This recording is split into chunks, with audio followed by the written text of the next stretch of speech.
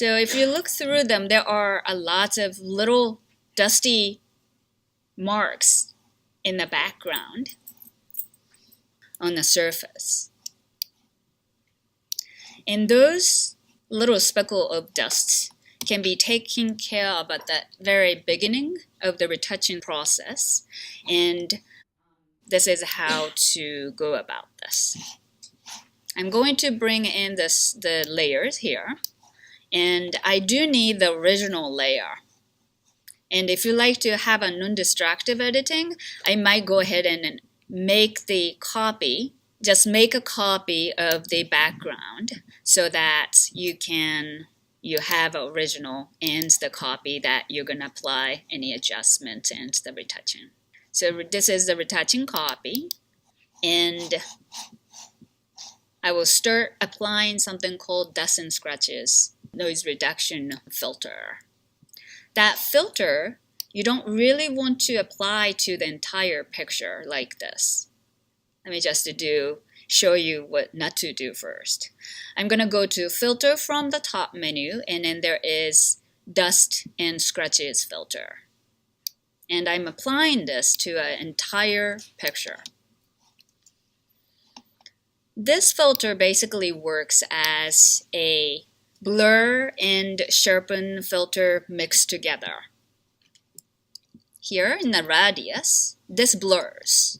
And the threshold, that would bring back some textures that is lost with blurs, like here.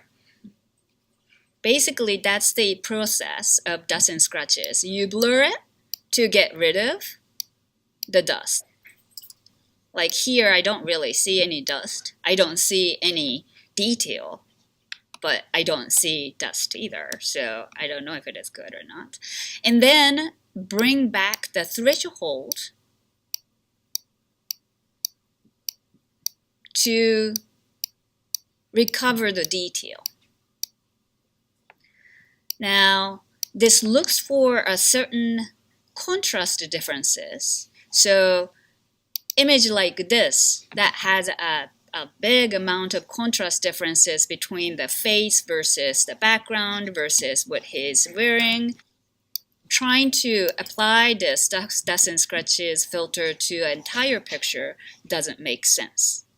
It makes sense, I'm going to cancel this, if you selectively apply the adjustment part by part. For example, if I go back to this tonality in the back, it's very similar overall. So I go and grab the selection tool, just very simple selection tool that is a lasso tool, and select the area, just a hand held, freehand, select the area that I would like to apply the dust and scratches. I will go to filter from the top menu, and I go to the noise, again, dust and scratches. This time, I'll start moving the radius to the point where I lose the dust. I'm going to close up. Yeah. And then I'll slowly start to bring back the threshold to match the texture outside. I'm going to go closer. So it was this blur, no texture, right? And blurred, so no dust. But slowly start to bring back the texture to match.